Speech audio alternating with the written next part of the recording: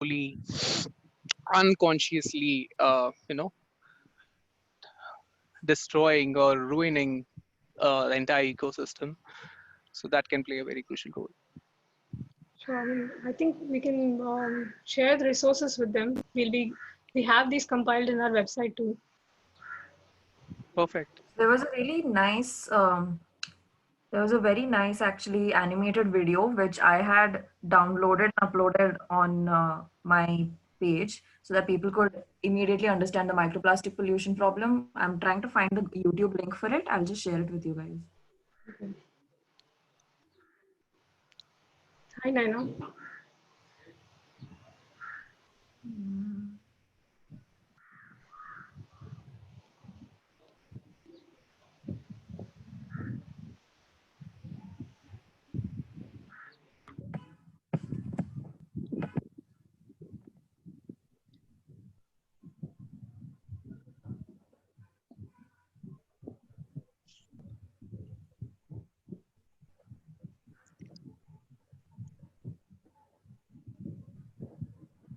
A certain shade.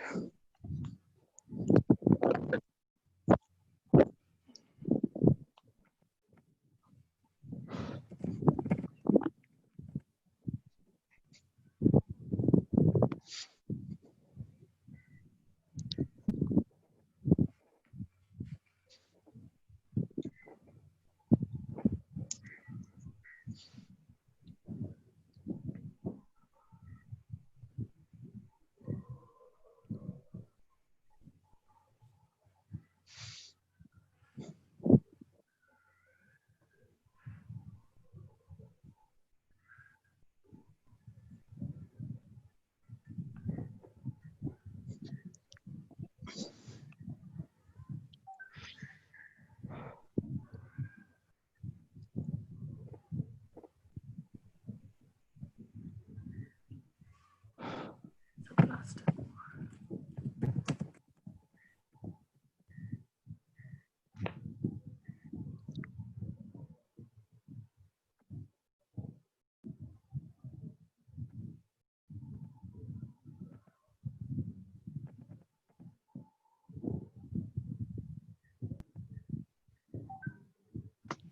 Share the link of this video on the chat.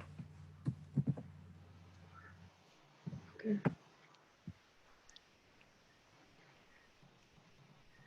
Maybe towards the end we can play it. Okay.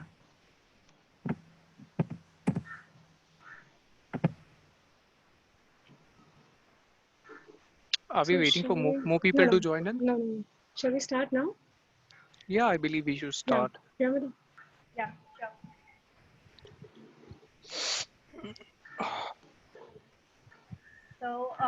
So very good morning to everyone present here, our four panelists, Sagar, Mridula, Richa, and Naina, and our dear attendees and the fellow team members.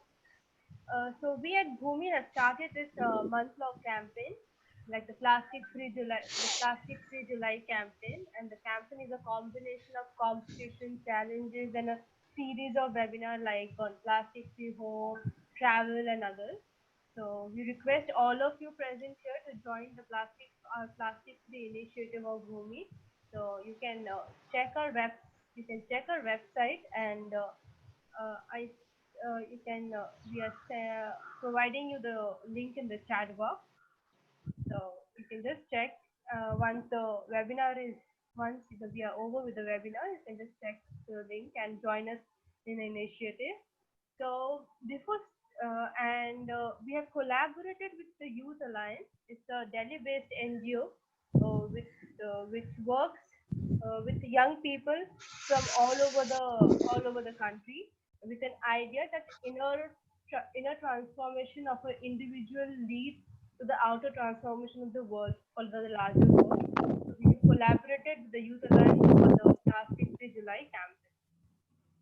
So okay, before we start, since it's a Sunday morning, so everyone present here, I hope everyone have had the breakfast.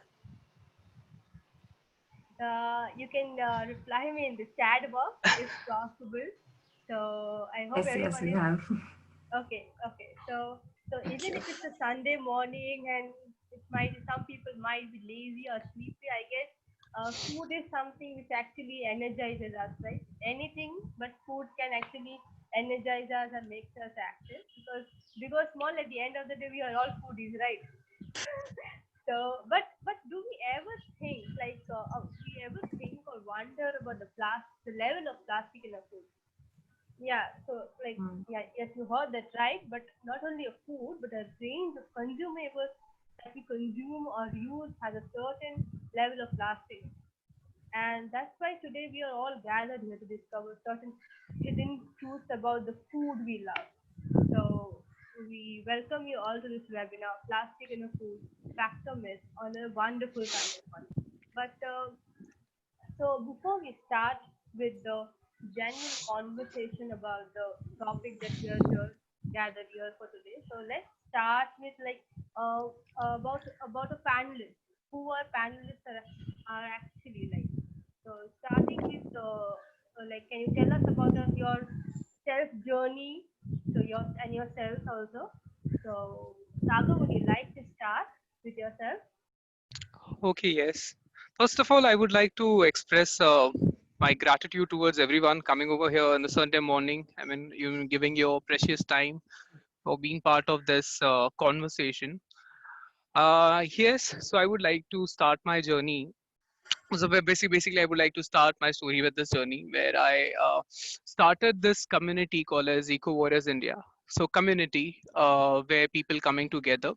So I started with the beach cleanup process. I mean, beach cleanup because it's a never ending process, but it makes you more, emotional about the stuff, how you are uh, damaging the ecosystem, the environment. We have seen more marine animals on the coast which have died. And so basically, you come over there, you clean it, but you come back tomorrow again. There are tons of plastic on the beach. So it's not only about the beaches, it's everywhere. And in fact, a city like Mumbai, so I hail from Mumbai, and city like Mumbai where population is more than 1 crore, just imagine अगर एक घर में भी 1 litre का जो milk package यानी 2 milk pouches जो use होते हैं अगर वो रोज आए, so 1 crore, I mean 50 lakh pouches, 50 lakh milk pouches which is being uh, produced every single day. I'm not counting the other plastic as well. So challenges बहुत ज़्यादा है यहाँ पर, and that's where my journey started. And right now I'm planting 4,000 trees in Mumbai, more than 4,000 trees. I'm also into water conservation because water crisis at peak in India. And apart from that, yes, after lockdown, I'll be learning about organic farming and permaculture. This is my short journey. And one more thing to add on is I'm practicing minimalism, which is I know my needs over my want. Okay, so I just have 3 to 4 t-shirt, maybe 2 shorts. Just trying to know my needs and want. That is the important part when you are an environment conscious human. Yes, that's my small and short journey. Awesome, Sagar. So who's going on next? I go next. Yeah, sure, Midura. All right. So I started by getting myself introduced to the idea of zero waste living 2 years ago when I was working full time as a designer.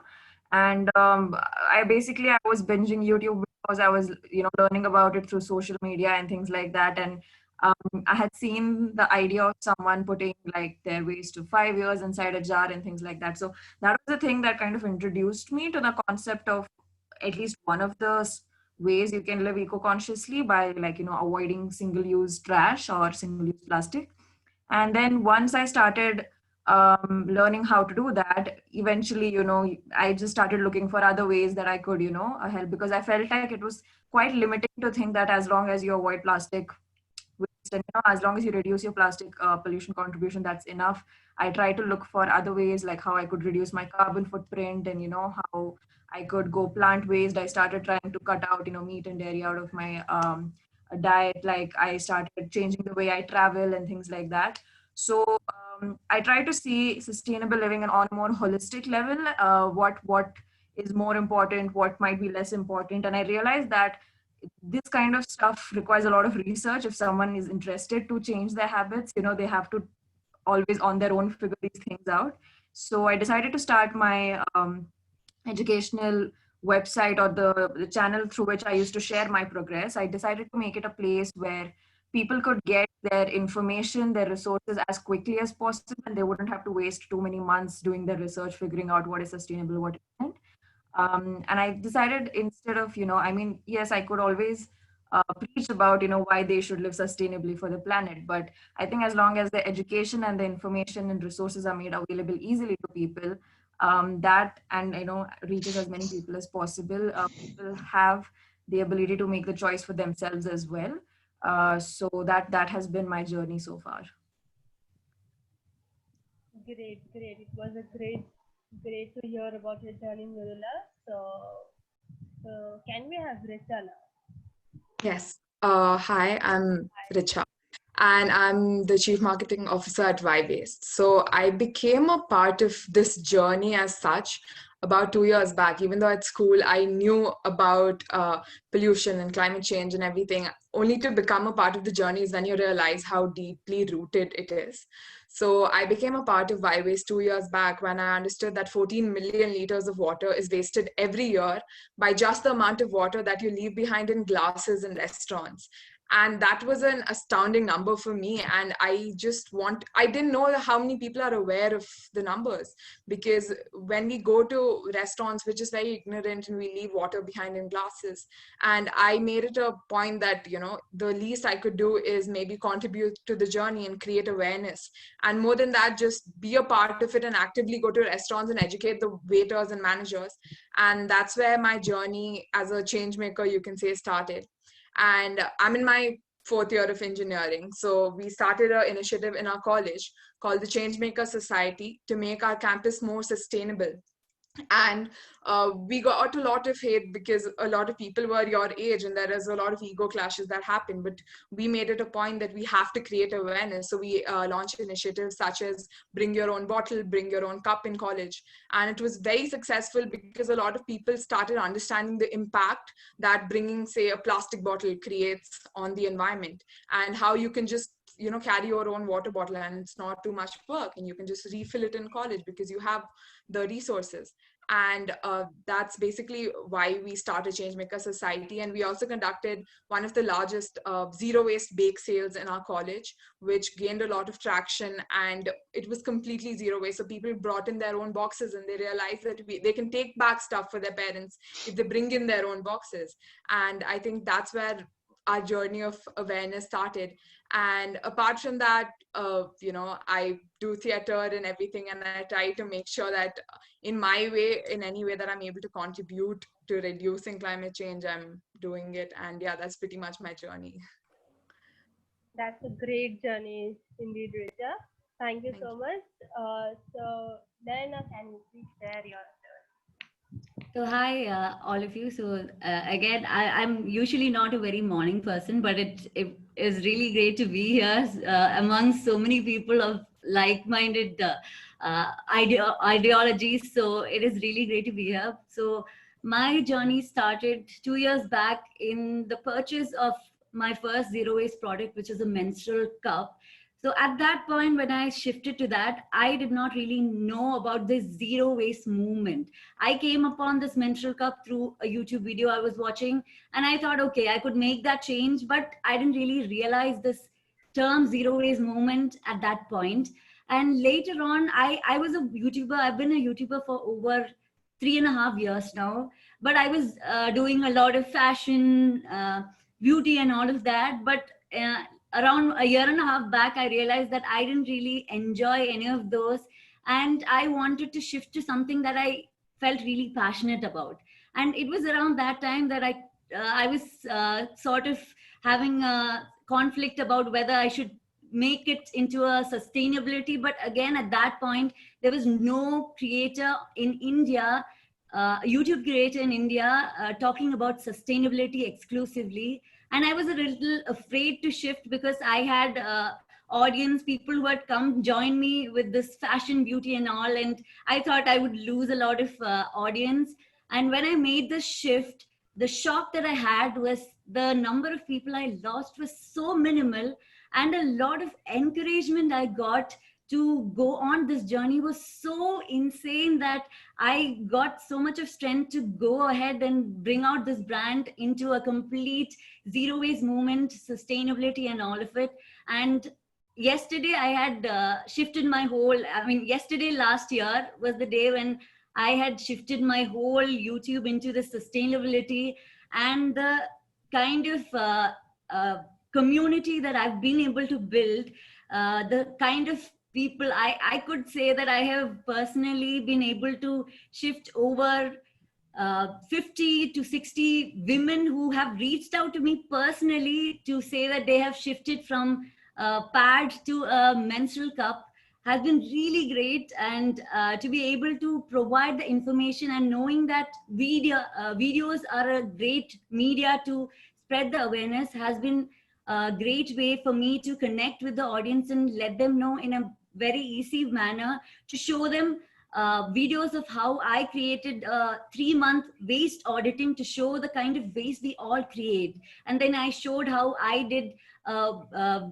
beach cleanup. Just like Sagar said, I had gone for a beach cleanup myself, and showing that through a video creates a lot of knowledge. They get to see the whole thing happening, and that I felt has a lot of impact. And over the journey, and in 6 years back, I suddenly became a vegan too, and I've been doing that, spreading the awareness about the kind of food and how that can also reduce the amount of waste that you contribute to the environment. So it has been a really insane journey, but I've been really great to have a very, very encouraging community so far. So yeah, that has been my journey so far. Thank you so much, Naina. So we had really awesome journeys to start with it. So thank you all of you.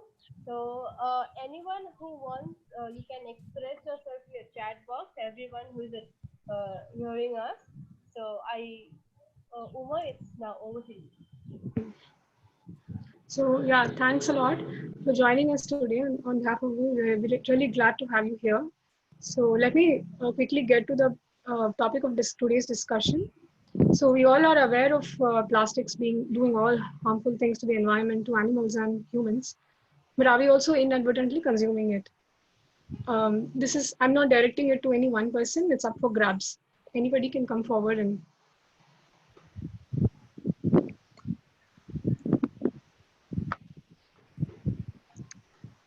Can you repeat the question? Yeah. So are we inadvertently consuming plastics? The humans and animals, are we inadvertently taking in plastics? Okay, so this question is not particularly for one individual, right? It's open for yes. right? I think we're actually ingesting thousands and thousands of microplastics every single day through food and even through air. So that's a good point. I just like to add on, for example, somebody who is a beginner to this session who doesn't understand what is microplastic is. Microplastic is something, when you buy any product, okay, maybe you are using for like an hour or two. For example, if you buy a chips packet, you just consume your chips and you just throw the packet. Where does the packet go? So when I say one has to be very much conscious, they should be aware, like when you are buying the product, where it is coming from, and once you use it, where it will go. So the same packet, if you don't don't segregate your plastic waste, and if let's assume it goes to the ocean or any seawater, the same plastic, with the help of the sun, okay, the sun, what it does, it basically, same plastic becomes microplastic. The role of sun is I'm falling short of words. So basically, breaks down, I think. Breakdowns. So it breaks down the plastic, and that's how the microplastic is being formed, and it is being consumed by right from the planktons, which produce 80% of the oxygen.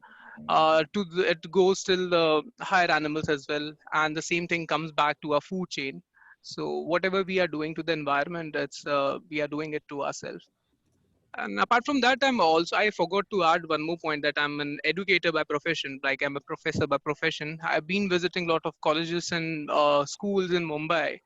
and I've been training them to, why to segregate waste and become a zero waste institute. In fact, I visited more than 20, but not everybody is practicing it. But I was able to turn at least six colleges and school to turn into a zero waste institute.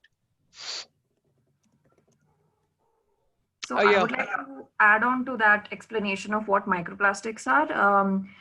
So like he said, it comes usually ends up in ocean. Majority of the microplastic source today is from the ocean and from the seas.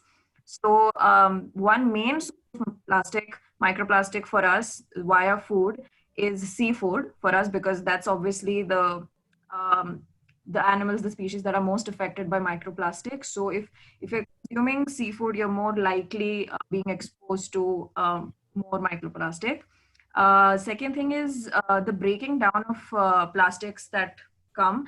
You might have heard of things like the plastic degrades after 500 years, 1000 years, and 800 years, and things like that. So that degradation doesn't necessarily mean like it composts or it biodegrades. That degradation is what is the process that Sagar explained. In the exposure of sun and moisture for a prolonged period of time, it starts breaking down into smaller particles. And when the particles are so small that they're not that visible anymore, they start getting mixed up into our nature. They get mixed up into the soil or into the water or into the food of other animals. And that is how we have microplastic.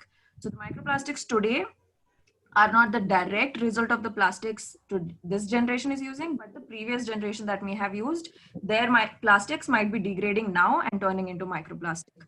Our plastics that we are throwing away today is going to degrade and become microplastics for future generations. And So to add on to this point, right now, every 1 minute, 1 ton of plastic has been dumped in our oceans. yeah. And there is something called as Great Pacific Garbage, which is there in the Pacific Ocean. Great Pacific Garbage is twice the size of USA. So this plastic is choking the ability for this planktons to produce more oxygen. So the 80% of oxygen, right? I said, like we comes from the ocean, not from the trees. So once these planktons are dying, so less oxygen, or the any which ways the our planet is warming, but this will speed up the warming rate as well. So that's how things are interconnected. Yeah, So and also I I would read an like. article. Yeah, go ahead. Okay, so another way that, like Mridula said, consuming fish or any seafood, but another thing that where how it comes into this water, one of the main ways that the majority of our microplastics gets into the water through something which is as simple as our clothes. So clothes, when majority over 60 to 80% of our clothes are nowadays made of synthetic fibers, which is polyester, acrylics, nylon, and all of that. And just a single wash in our washing machine of a polyester cloth can shed up to 200,000 microfibers into our water, which goes into the sea, again consumed by the seafood animals. I mean, the seafood that we ideally consume in the end. And that, I think, is something we can probably reduce if we can start buying more of clothes made of eco-friendly fabrics like linen, cotton, and there are lots of new fabrics coming out like made of bamboo fibers, hemp fibers, and all of that. I think those would be a shift that we need to eventually make, because people are starting to recognize the awareness of this our clothing producing so much of microfibers, and microfibers are so much in our water that we consume every single day, which comes from our homes itself in the ultimately. So I think this is again something that each of us can consciously start reducing or switch to eventually. So just in case for people who, the sections of the society who may not be able to afford a lot of the sustainable fashion that's, going around these days, we could, there's some information that I would like everyone to know about how they can reduce it. But they may not be able to cut out completely, but how can they reduce the microplastics that's coming out of their drainage is when you have polyester clothes at home, try not to buy polyester clothing that has texture like fleece or fur kind of texture. You know, the kind of fabrics where if you rub with friction a little bit and you can already see the fibers coming out. So those kind of fabrics tend to shed microplastic even faster. So those are the kind of textures of fabrics you should try and avoid for clothing.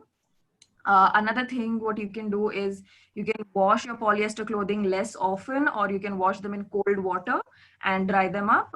Try not to give them a very rigorous don't wash them with too much friction. That will also increase the shedding of microplastics.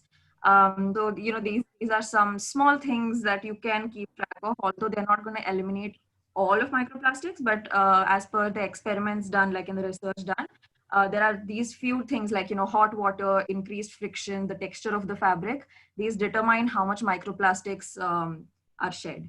So that is some information you can take care of if you're someone who already has polyester in your wardrobe. And, in my opinion, I don't think throwing away everything would be an option for someone, obviously as sustainable lifestyle, practitioners, we try to use whatever we have for as long as possible.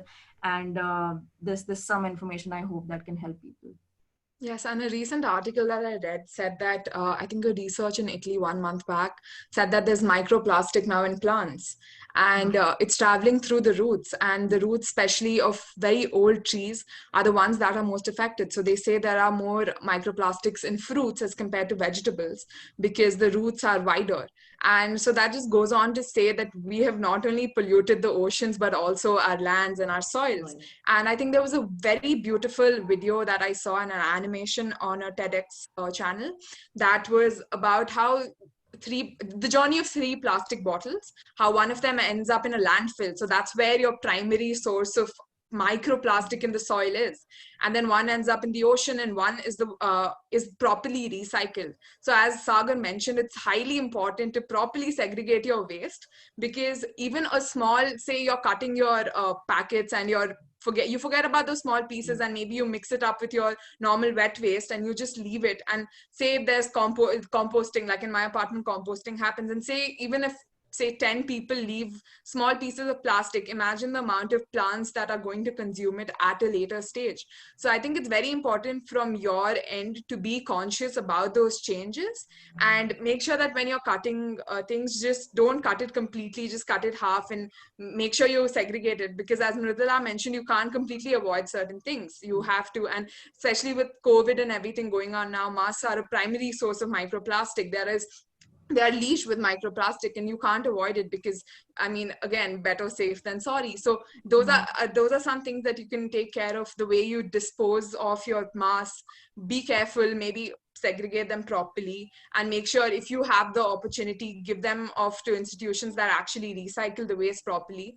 So I think that's very important, because as the Great Pacific Dam that was mentioned by Sagar is mainly being polluted now by all the masks and all the medical waste that's generated, and that's just adding on. And for us humans to not be conscious and add on to that is just making things worse. So I think, yes, Uma, to finally answer your question, we are inadvertently consuming a lot of plastic, but then making changes to our lifestyle is very important to avoid. Let's hold on to the thought of how we can as an individual change things. So it was interesting that Sagar mentioned this. When we look at numbers, it's very appalling, because it's just too high, and that's when it actually hits you. And interestingly, Naina also mentioned about how clothes can contribute to our exposure to microplastics.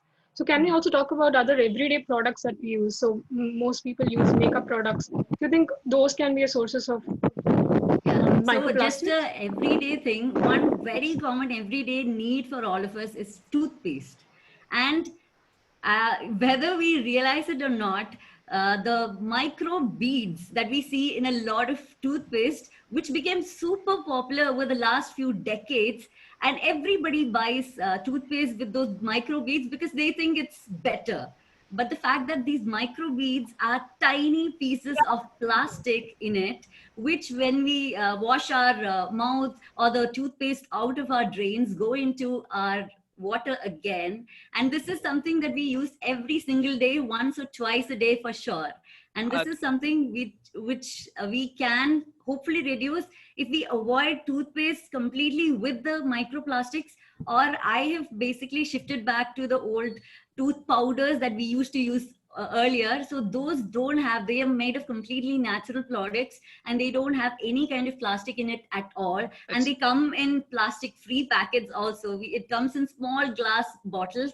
So if we can shift to that, if not, at least try avoiding toothpaste with any kind of microplastic in to it. add on to this point, in fact, the toothpaste, there are not only plastic, but our normal toothpaste, like they have a lot of fluorine in it, fluoride, okay? Fluoride. And that is any which ways, it's a neurotoxic.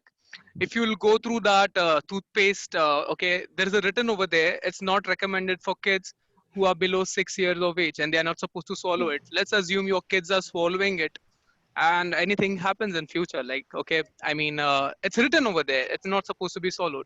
So any which ways the company won't be responsible because they will say that it's written over there, you're not supposed to swallow it. So fluoride is any which way, it's a neurotoxic. One can actually research about it. Even that can be an answer to switch from toothpaste to tooth powder, you know. So yeah, so that was the point which I wanted to say and recommend. Yeah. And there's one more source of there's two more sources of plastics that I can think of. Think about whatever is going down your drain, right?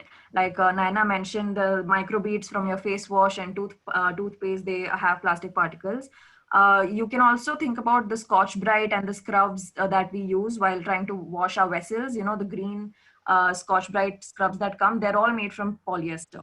So every time, and the frictional act of washing your vessels will eventually degrade those Scotch Brites, and the bits and pieces start falling and going into your drainage. That is microplastic. Sequins, embroideries on your clothes. If you have shoes that have glitter on it, those things are falling apart. Those things are breaking down. Glitter is a huge source of microplastic. So think it's actually a very visual explanation actually for microplastic. It's not quite invisible. So these are some things, when you're sweeping your house, when things are going down the drainage, you can actually visually figure out, if you're actually contributing to microplastic. So a great switch for, Scotch Brite and things like that for me have been the Coir scrubs and loofahs that a lot of these sustainable brands are selling these days. So it is slightly, like, I think loofah is slightly more expensive than Scotch Brite, but I have found that it dries up way more quickly, and it's much more long lasting. So I have happily made that switch, and your cleaning products and things like that, they can easily be switched, at least right now, thanks to the brands that are catering to people who are concerned about these things. So I like to add another very common thing, which I think Sagar might know, that which is found in beaches and even in our homes, is something which is nobody thinks of as a plastic product, which is cigarette butts. We have a lot of smokers in the country, and cigarette butts are made of a plastic product called as cellulose acetate. So those, after we smoke a cigarette, and most people don't even think of where they are throwing it. They usually just throw it into the ground, or they just dump it into the waste that just goes out of the house. They don't think how these cigarette butts, small cigarette butts, add up into such large numbers. And it takes, again, like we all know, it takes so long to decompose, and basically does not really decompose at all. It just biodegrades on, and these are so tiny that nobody even we don't even see it or notice it in our everyday life. But the fact that if we can at least dispose of it responsibly, make sure that we don't just throw it out, or we make sure that we separate the butts and keep it together, and in the end, keep it all together to dispose it with our plastic waste responsibly, would be a way to try and at least reduce the ones that go into our land or into our water sources at least. To add on to this point, I mean, there is a usual challenge in cities like Mumbai. Okay, so here there is no waste segregation system at all. Even if you're segregating your waste, the people from the BMC, that is are the people. Basically, it's an organization which who take care of your. Okay, so they come over here and they basically make sure they're mixing all the waste and they take it away. So end of the day, even if you're segregating the waste, it goes to Wayne. So what I suggest to people, you keep your plastic waste separate. Okay, you keep collecting it, and by the end of the month, you give it to the vendor who basically collects plastic or sells plastic. I mean that Radiwala. Okay, so that particular vendor that can help. So that is the one thing which I introduced to the students and to the people around me. In fact, in the society as well. Uh, but we are trying to a larger extent. I mean, how we can do it in much more way, in much more better way. And I was working with environment minister itself. I mean, just before this lockdown of Maharashtra, I wanted to implement zero waste management in this particular ward where there is a population of 10 lakh people. I wanted to start this movement where people are segregating their waste at the source, and the same waste has been taken away by this people from the government, and they make sure the plastic is being recycled and the wet waste goes for composting part. If that happens, for example, city like Mumbai, the annual budget is 30,000 crores overall annual budget, and which is the largest, it's the richest municipal corporation in entire Asia. And budget of solid waste management is 3,000 crores. So imagine every single year they are spending 3,000 crores for segregation or the waste management process. And budget of education and healthcare is somewhere around 500 crores. So, so my plan was to implement this zero waste management. Start with a board. Over the period, once this is implemented, then replicate the same idea to the different parts of the ward. And that amount, the 3,000 crore amount, that can be saved and that can be utilized for the healthcare and the education. But unfortunately, lockdown happened. And there is a question over there that somebody asked, is lockdown is helping, to nature to heal? See, I'm not talking about the carbon emission part, but imagine, let's assume there are 1 crore people in the city, and let's assume 50 lakh people have mass. I'm assuming the half of the population, which is, and let's assume 20 lakh people might be having PPE kits or other stuff. Now these are biomedical waste made up of plastic. Where this will go? So this will finally end up to the landfill sites. And if you'll visit the landfill sites in Mumbai or any part of the city in Mumbai in India, it has become a peak. In fact, the height has become more than 3,000 meters. It will look like a hill to you. So the figures are very astonishing. I mean, it's very hard. I mean, with every passing day, somehow we're heading in a direction like it's a completely blindfold, and the direction which we are heading towards as a nation. Imagine by 2027, India would be the largest populated country in the world. We'll be beating China 2027. So imagine a country where nobody is conscious about their individual habit, where this country will lead to. Okay, so I mean, this is how you consciously think. Here there is nothing called a society. That is all individual. Society, you give a name to it, but it's all individual. If an individual try to bring change, if one conscious individual who tries to change mind of only 50 or 60 people, maybe 40 people, that's how the chain reaction starts. And this is all this conversation is all about. And sharing all this statistics, sitting over here in a room talking about the statistics, but it might be disheartening. But then yes, change begins from today, from this moment, and maybe from tomorrow. I had a question for Sagar actually. I just wanted to, because he's involved in all the work that he's in the middle of it. So I wanted to ask about how difficult is it to convince these government spaces and authorities to these zero waste. See, very difficult to be honest. Is there a mafia that is involved? Because I have heard of yeah. So I'm very much blunt. Trust me, I'm very much blunt. I don't even care what somebody is thinking, whether it's a politician or anybody. If it is truth, then I'm seeking truth. As simple as that. So when there is 3,000 crore of budget is involved, okay. So there is a budget for a beach cleanup as well. There is a budget for everything, okay. So let's assume there is a separate budget of 100 crores for a beach cleanup. Okay.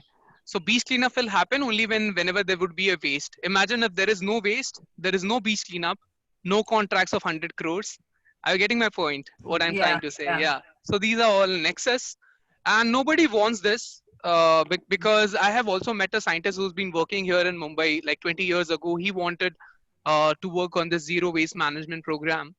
but somewhere down the line, this nexus, it's very much strong. I mean, it's the nexus between the politician, the corporations, and the contractors. It's a whole thing, whole new mafia thing. So I Yeah. don't want to get into that, but it took me almost a year to, slowly, you know, jotting down all the mails and telling him, Mumbai is international city. If you do it here, it becomes a global news. It's a global positive news. And a city like Mumbai, if can do, then the smaller cities can also do.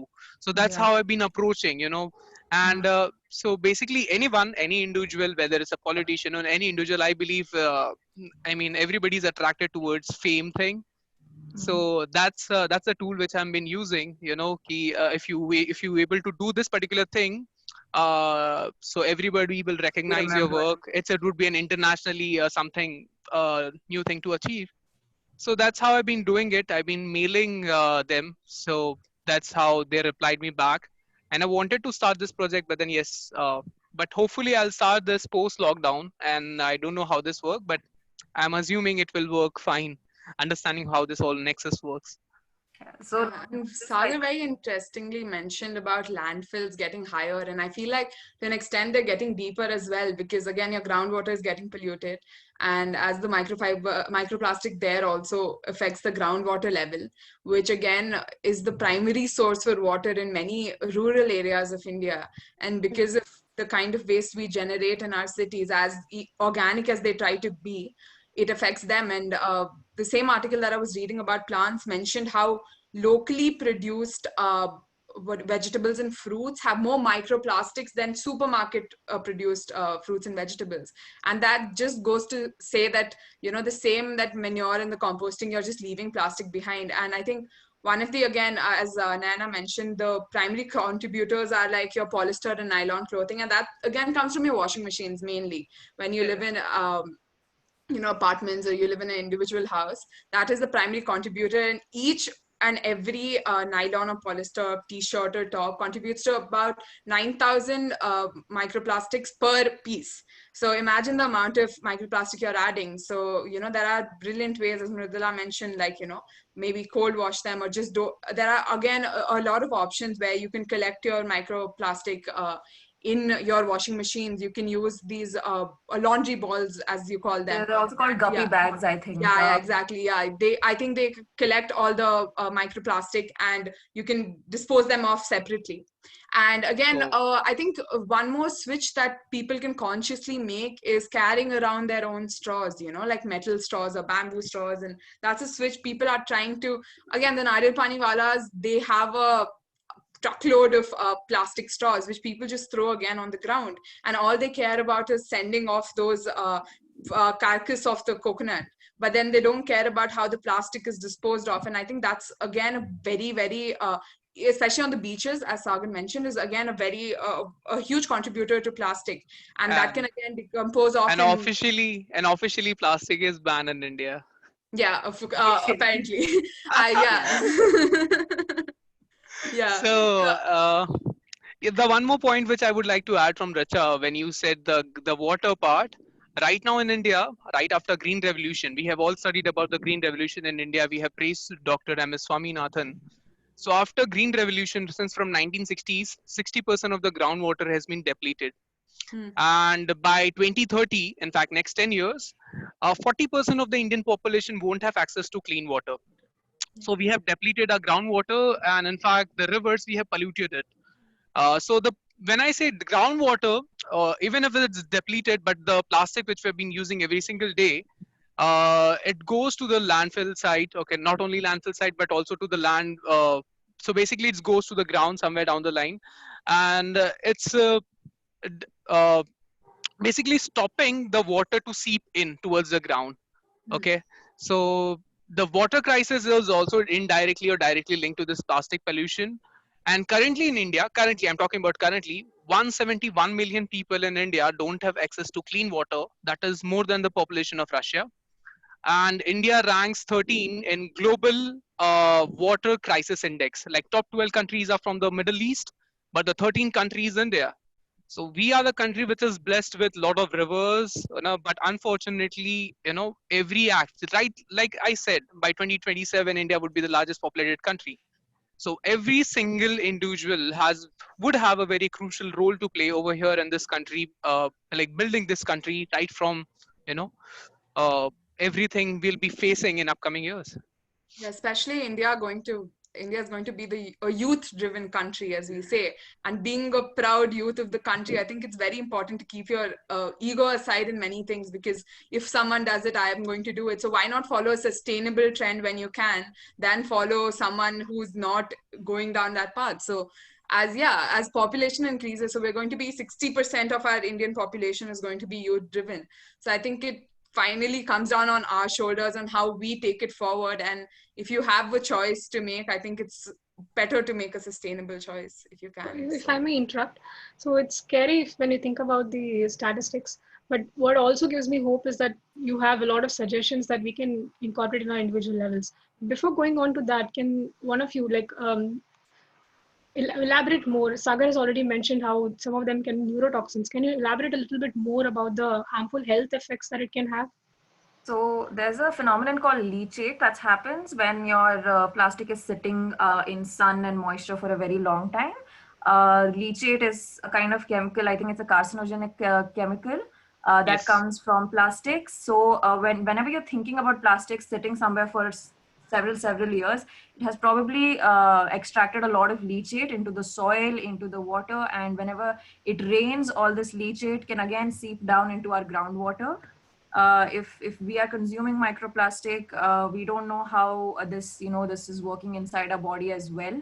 So microplastics become a very attractive place for carcinogens to come and collect themselves. So they kind of aid in that kind of health issues. Also, they might end up aiding in the future. Right now, microplastics are directly affecting animals of lower trophic levels, which means like phytoplanktons and prawns and these smaller animals which need to be consumed by larger animals. These smaller animals are the ones right now who are immediately getting affected by microplastics, because when they consume microplastic, they get this impression that they're full, so they don't look for more food, but they're not full. They're not getting the nutrition. So these species tend to die faster, or they're not able to get into the breeding season, or they're not able to reproduce properly. So those are some health issues these lower trophic level species are facing. And as we all know, we live in a food chain. It will all come back to us. It's like a set of domino effects. If one species is getting affected, then the other species that feeds on it starts getting affected. And that might create some environmental. And to add on to this point, in last 40 years, 60% of the species has went extinct. 60%. It's a very staggering number. And it is said in upcoming years there would be a time when there would be a forest, but there would be no animals. There would be no insects. When I say insects, the pollinators which I'm talking about. So the toxins which we have started, right? What we are producing. So what I've seen, what I've studied, I've done a lot of research, and I have concluded that, in fact, there is a nexus between the corporation and healthcare industries, and this I can actually prove it. I'm not just assuming it, because what I've seen, more number of toxins there in the environment or people consuming it, more number of the cancer cases.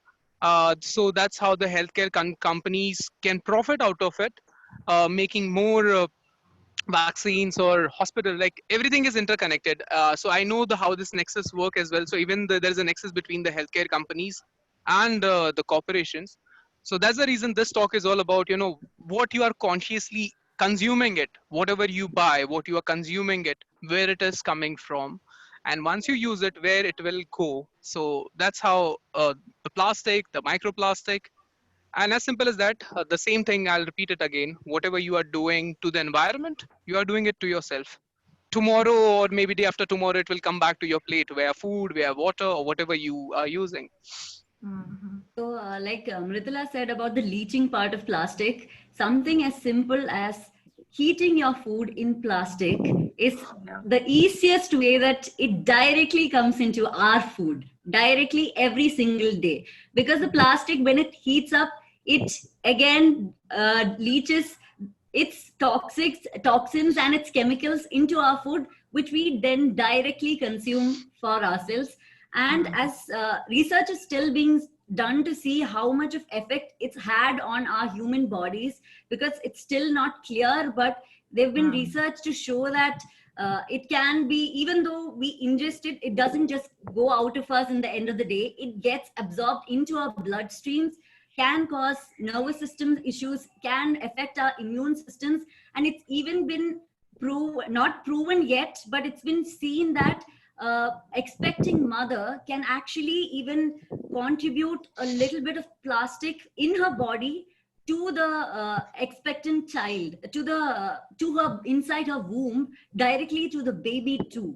So it has been these are being studied now, but it hasn't been done extensively, and results have not been come completely for us to say this is how it works, because they are still doing research on it. And over time, we're going to see that how these plastics which we are consuming and inhaling are going to be becoming a major part of a lot of problems that we have in our body. And like Sagar says, people, the hospitals are not going to say too much about it, because they want to have more and more patients come in, and the pharmaceuticals want to have more and more medicines for it as an answer. But the answer can be us just switching to using steel plates, as simple as that. Just using steel plates, using the vessels we use to cook. We can use the iron ones that we use, which have a lot of iron contents that can go into our food. Simple things like stopping using of the plastic. But don't put steel inside your microwave, huh? Yeah, exactly. Yes, definitely. Yeah, exactly. So trying to shift from using the plastics, because I'm not saying we should throw away the plastics, but try avoiding heating the food in any kind of plastic, because it is directly leaching every single day into our food. And that is being somehow going into our body and staying in our body. It's not going out. It is going to stay in our blood. Before I just wanted to add about the harmful effects of microplastic that all of us are discussing comes from research that has only started in the last few years. Yeah, exactly. And plastic is degrading over a long period of time. So if we really want to be sure about the harmful effects for humans, if we are the first generation that is consuming microplastics at this level, it will still take a few decades of time for, I think, scientists to be absolutely sure. True. In fact, there is a new species which is discovered, which is, some part of it, the organ of it is made up of plastic. I don't remember the name of the species, but I'll write it down in the chat box. So this new species has been discovered, which is some part of the organ is made up of plastic. Yeah. So the argument could be that, we will be trying to avoid plastic as much as possible, but I think the understanding of its harmful implications and how it's going to become a very natural part of our environment is something that we're going to start seeing ahead. It's very disheartening, but it's something that the research is very incomplete, and we really need to see what happens in the future right now. And a very small amount of microplastic is actually excreted from your body, because half of it is so small that it actually becomes a part of your body, a part of your cell, a part of your lung. And if it goes into your bloodstream, again, if it's carcinogenic, then God save you, because, that's how harmful it is. And as Naina mentioned, heating food in plastic can again be one important source. And I think the main reason is because a lot of stuff is added to plastic to make it better. And I think that's what, when it degrades into its microplastic form, adds on to, like, again, it's a chain. So like maybe a shrimp will eat it, and then a bigger fish, and finally it ends up in a huge whale or something. And finally, since we're the end consumers, however, research is still going on saying that maybe the flesh of a fish is not affected and it's just in the stomach. But even then, a small say like your these pollutants that are present already, like your contaminants that are there on the plastic, can also get into the fish, and that can affect you. So at the end of the day, it's not the plastic that's going to harm you, because again, that can be excreted out if it's not in a microplastic form, but then it's what sits on it, as Mridula mentioned, leaching. So it's what sits on it that can harm you. So I think apart from just avoiding plastic, it's the releasing of chemicals, not processing them properly and just releasing them into water bodies Yeah. is primarily what is causing it. Because a Yes. lot of chemicals, contaminants are very hydrophobic. So they end up Yeah. sticking to plastic, and which is at the end consumed by us. So I think, So microplastic is one of the many things that have, today's generation is quite, I mean, we have a lot of cancer cases these days, in your parents and your grandparents' generation, so many people did not have cancer back then. Right now, it's not just microplastic, it's one of the many things that contribute to this, cancer boom. And there's, sulfates in your chemicals, in your products and things like that. Of course, there are other reasons for, carcinogens. There's industrial pollution in your water and things like that. Microplastics, I would say, is one of the many things that are contributing to this cancer boom of our generation. yeah, but In fact, however, these chemicals that you mentioned, Yeah. they just again sit on the It's like they all help microplastic. each other. Yeah, they all just they combine and it's a chain, and then it just reaches Yeah. us at the end of the day. Yeah. So moving on from the harmful effects, being experts in the field and holding on to the thought that we can switch to many alternatives, can you elaborate more on how every individual can do easy? Can you just suggest any easy to switch alternatives for? First thing I would say is to stop purchasing plastic water bottles, because plastic water bottles are a main way of us consuming microplastics through water more than our tap water. Having tap water, even tap water has some amount of microplastics in it, but it is highly much lesser than the amount of microplastics that is present in the water bottles that we consume. And we've seen the amount of plastic waste out of just water bottles, which again in beaches, on our railway tracks, we see the high amount of water bottles that we all purchase, especially during traveling or even going to a meeting where we see so many plastic bottles kept for each of us to consume.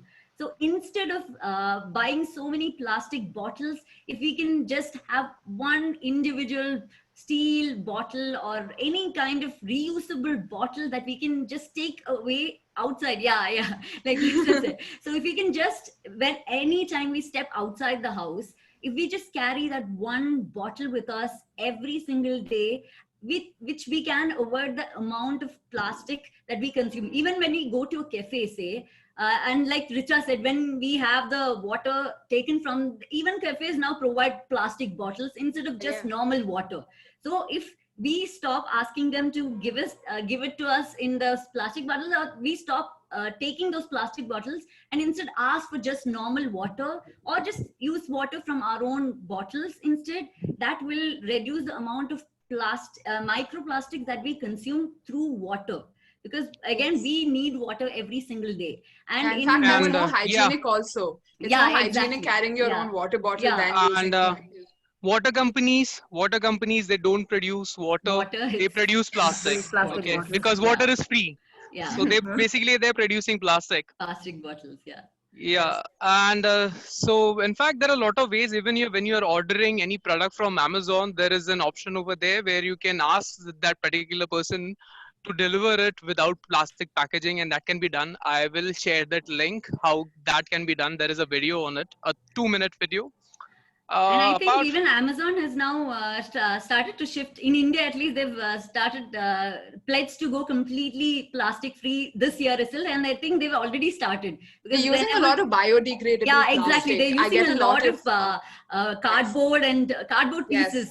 So that is really very encouraging for even small businesses to start shifting already now.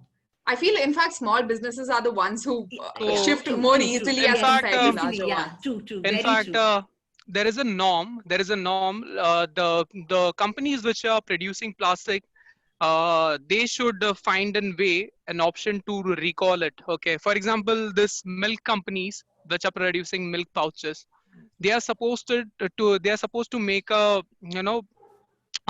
system where they can recall all these plastics. So even if you'll mail them that these are the plastic which is being produced in your societies, they will come and collect it from your society.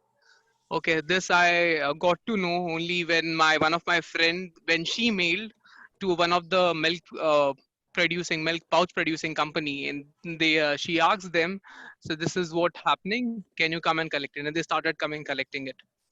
So yeah, so there is a norm all over the world. In fact, all part of the countries, the companies which produce plastic. In fact, in Germany, you are not supposed to throw your bottle or any plastic producing thing. Okay, so basically, it's when you buy a stuff, they keep some cents for them as a as a deposit. So only when you return this plastic bottle back, they give you that deposit back. So this is how it's been working in Germany, and Germany is the one of the country where everything, the segregation is very much strict and goes well. So we can learn from those countries how that model works, and yeah. Yeah, we did a small thing like that in our college during one of our fests. So the idea was, because a lot of plastic is generated during one of these fests or carnivals, we wanted people to collect as much waste, and we gave them an incentive for that reason. And in that way, what we were trying to do is to accumulate all the plastic in one place and probably give it to a proper authority where it can actually be properly recycled. So adopting these means, I mean, right now I can understand that not many of these festivals will happen, but just on your personal level, also adopting these things is very important. And yeah, as Nana was mentioning about water bottles are something that people even leave behind water. So you're not only adding on to getting microplastic in your body, you're also contributing to water crisis, which is again it's everything is interlinked. So like moral of the story is, as much as possible, just carry your own water bottle. It's not very hard. Just carry a steel water bottle, and you can fill it up again with either the tap water or whatever water, the filtered water that is available at restaurants. And I think, as I mentioned, that's more hygienic as well. And shift to, again, more eco-friendly clothes, use cotton. And even the masks that you use cotton masks, cloth masks. I mean, I remember the other day when even Modi came up with wearing just the gamcha on his thing. And yeah, it's I mean, it's these small changes, because again, if you're using one of those very, very fancy masks that have a lot of microplastic on them, you're again adding, not only affecting yourself but also the environment. And if you're just going for a very small distance, just use a cloth mask, or just tie around a piece of cloth and go. So I think these are just very small changes, because you have to take into consideration that we are in the middle of a pandemic.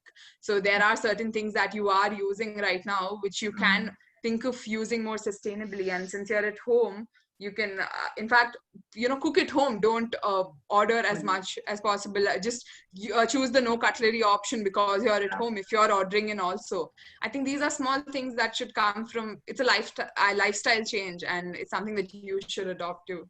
And yeah, I think also I'm seeing the chat, a lot of people are confusing avoiding single-use plastic to plastic. We have to focus on obviously plastic is something that has helped our civilization a lot in many ways. What we are specifically talking about is, if there is a way for you to cut out single-use plastic, that is more important. Single use of any material is harmful for the environment. Single use of paper is also harmful for the environment.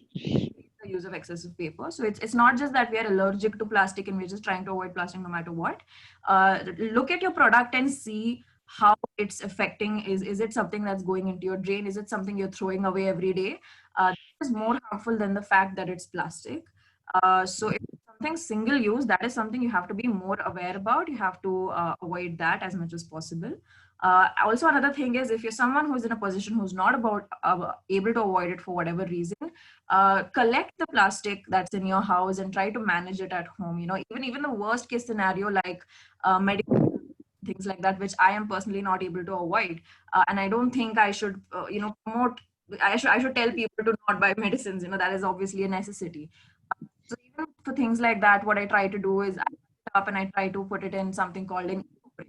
An eco-brick is like my last resort kind of a waste management trick, where if it's plastic that is not being recycled, if it's plastic that I cannot manage in any other way, I'm cutting it up and I'm putting it in an eco-brick. And that's the best I can do. It's not a perfect solution, but for if you don't want to see plastic leaving your house, those are some small things that you can try and do in your house.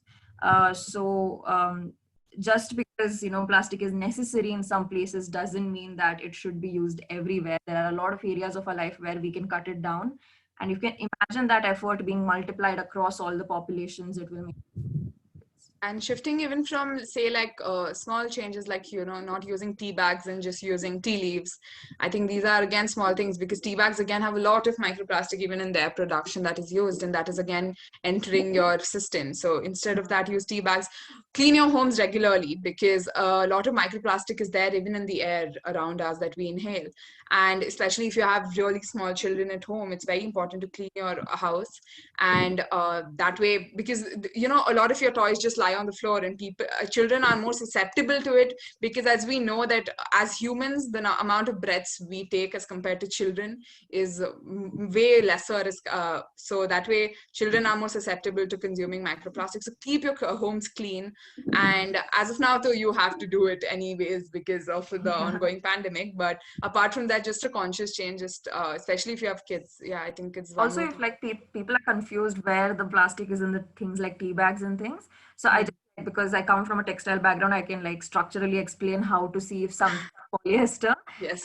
Whenever you see fabric that is fused, like you can't see the thread coming top down and crossing each other, that how fabric is usually woven. There's thread that comes from the top and thread that goes this way, warp and weft it's called. So whenever fabrics are made out of like cotton and things like that, or even polyester threads also, that is usually how fabrics are made. If you see something used completely, like tea bags, you can't see that. It's like a one complete thing, because those are plastic particles that are melted, and plastic is the only thing that can be melted and fused. So when you see things like felt, when you see things like your polypropylene bags, which look like cloth bags, but when plastic was banned, people started using those cloth bags, but they were actually still polyester. That is something that you can identify when it doesn't look like your typical fabric. That is probably made out of polyester. And another thing, I think commonly people have a misconception about it being a better solution is cups, like the plastic, the paper cups. So the paper cups are another huge consumption in our country every single day. And people believe it's a very safe choice because it's paper. But we forget to see that paper obviously cannot have liquid in it if it was just paper. If it was just paper, it will absorb the liquid and it will disintegrate. That is why every paper cup is lined with plastic so that we can have the liquid that we have in it. Otherwise, it cannot be. We cannot use it at all. And the fact that I started doing something which a while back, when every time I used to travel, it's not something I would say is really hard to do, but it's something that needs a little bit of consciousness to do. So whenever we travel, especially by trains, we have a lot of tea, coffee that we consume every single time we travel through train, or even through buses or anywhere we go. So what I do is, anyway, when we're traveling, we have a luggage with us. So I always carry a small steel glass with me every time, especially in trains. And recently what I've started doing is asking the vendors, the tea and the coffee vendors, to, instead of giving me this the tea in their paper cups, to give it in my small steel glass. So I was firstly thinking that they might say no, but actually they're very happy to do that, because for them it's a little more money, because we may take more than just a small cup of tea. So it's more money for them. They will very happily take it from me. And especially in trains, we have the option of cleaning it too. We have our sinks where we can just go and wash it and take it back. So this is a very small thing. And when we have so much of luggage, carrying a small steel bottle in our bag is not a very hard thing to do. And it is a way of us trying to avoid. So if we can't avoid having tea, a lot of people want tea or coffee every day. So if we can't avoid the tea completely while traveling, just that one cup can reduce so many paper cups that we consume during that journey. Because I'm a huge tea person, so I used to consume at least 4 cups in one single journey, at least 4 cups. So just by using this one steel glass, I was at least during the whole journey to and fro, at least stopped 8 paper cups myself. So if so, every person would at least do that. And or if not, what my husband has been doing is that he finds it very awkward to carry the steel bottle, I mean cup with him. So what he has been doing is that instead of the steel cup, what he does is he takes one paper cup and then he keeps it so that he can reuse that paper cup to get the next few cups of the tea or coffee. So that is Oh, what this is he's amazing. been doing. So he finds Yeah. it awkward. So he keeps it. And then we ask them to just refill it with the tea or water and coffee. So if you think you are finding it awkward to just take a steel glass, because people will stare at you, but I'm proud of it. I'm proud to show off my sustainability. So I don't find it offensive. But if you find it offensive or you're worried about Paper that, cup. just reusing that same paper cup that you have can be something. You could reduce the number of paper cups you use during one single journey at least. In fact, would like to sum up. Like I'm also a long distance runner, so I usually run for marathons. And in marathons, if you'll see, there is a water point, right? Like people, while people are running, they can collect their water, and which is most of the time it's a plastic bottle. And once they drink it, they usually what they do is they throw on the road, because you will miss on your timing or whatever it could be. So this year, in fact, not this year, the last year, 2019, in collaboration with IIT Bombay, what we started, there would be no plastic bottle. Was in fact, the cup which was used, it was the earthen pot. So like the organizers, we wrote letters to the organizers as well. In fact, even I was part of the organizing team. And I said, even if people lose their bit of seconds in their timing, whatever they want to achieve in their timing, but they should end of the day understand how this plastic thing is slowly, it starts with us. It's slowly degrading us. There are kids which are running with you all, so it starts with them, like telling them why it has been replaced by from plastic water bottles to this earthen pots. So that was a small initiative, and later the next 3 marathon which I ran, I started the same process. So when I am talking about this story, it's not about my journey or my story. I'm just, so every listener over here, I want you all, even if you're working anywhere, if you're working in any organization, if you know this certain things are going to happen, you can take that initiative without thinking much. Ki log kya sochenge, like what people would think, and what would be the outcome. In fact, I know my very, very good friend of mine, my best friend, when they got married, there was not even a single plastic was being used. And in fact, they made an entire documentary out of it.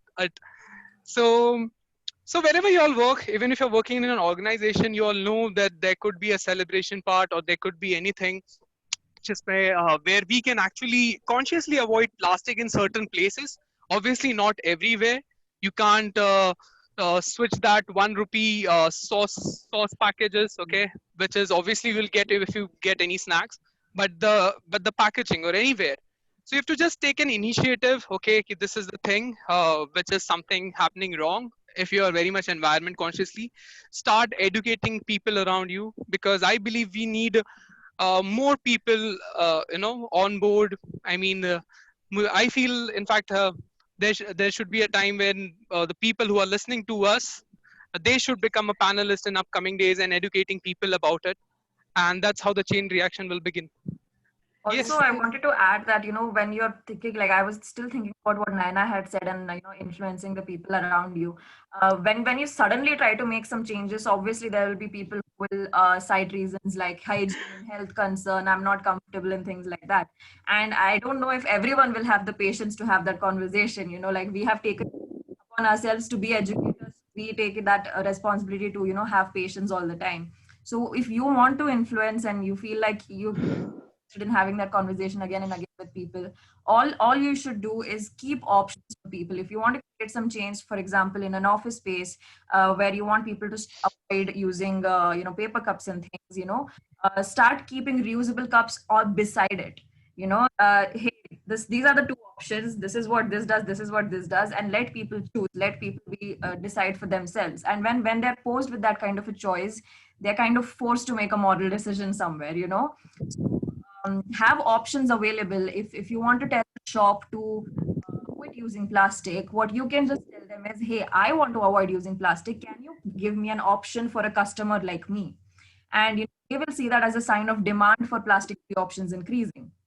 So try to just say that my ideology exists and I just want to be catered to, and I want to help other people who might have these kind of needs.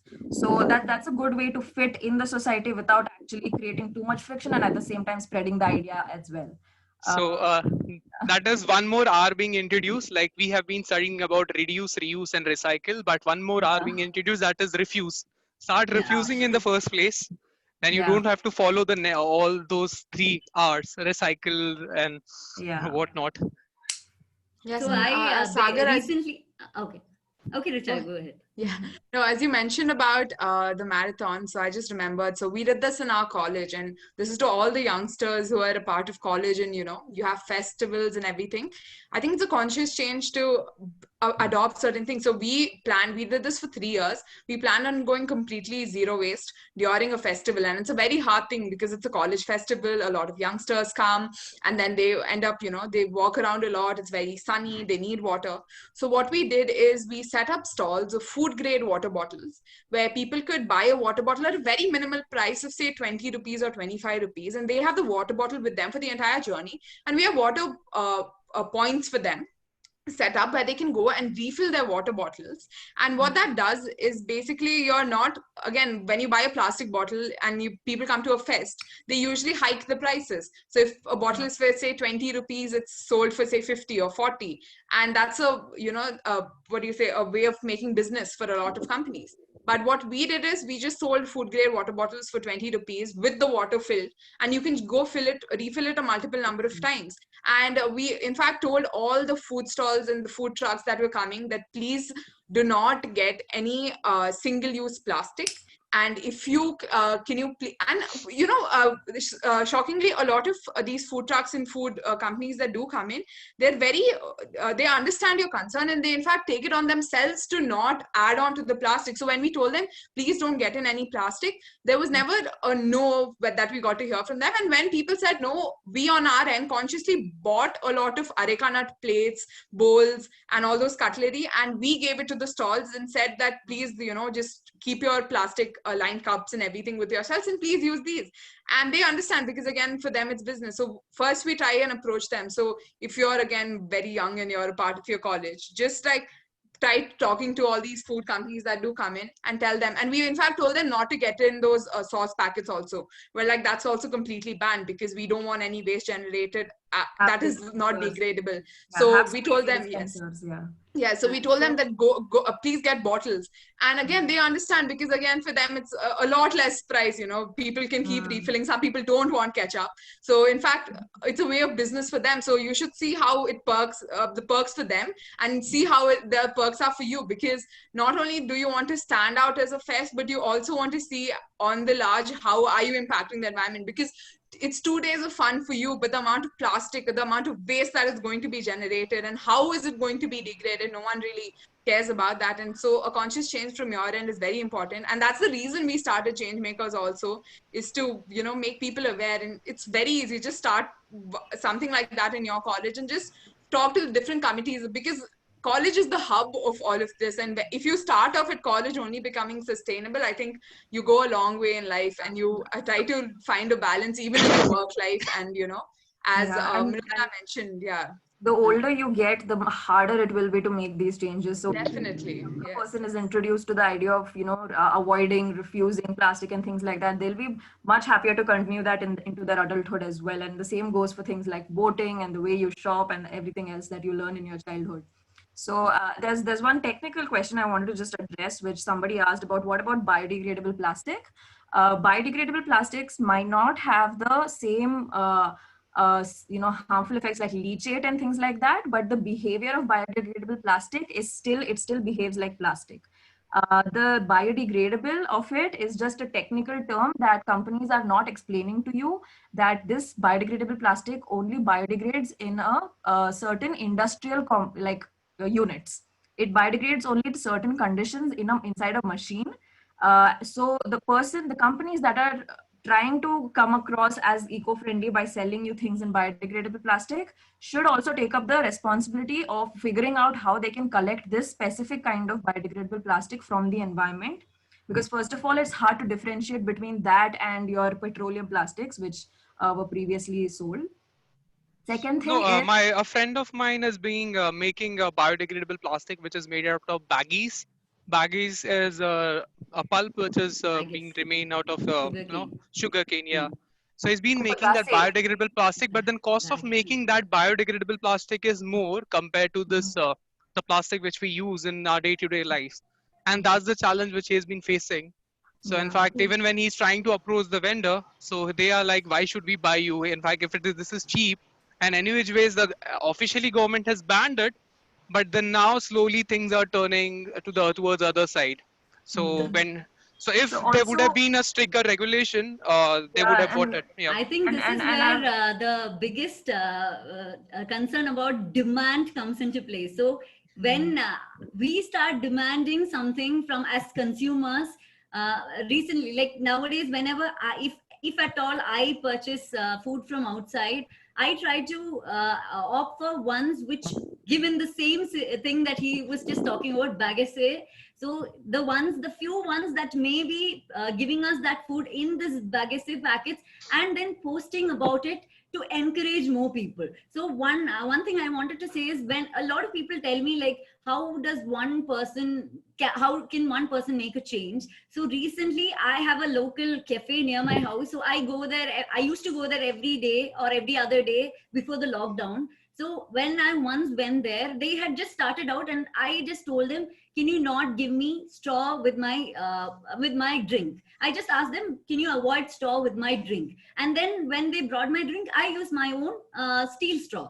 And then a few days later, I got a message from the same cafe on Instagram saying they have actually switched to make using steel straws instead of plastic straws.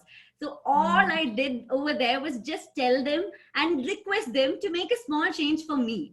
And that has made them think more, and they started realizing this could maybe even monetarily be more advantageous for them over time, instead of having to purchase plastic straws every single month.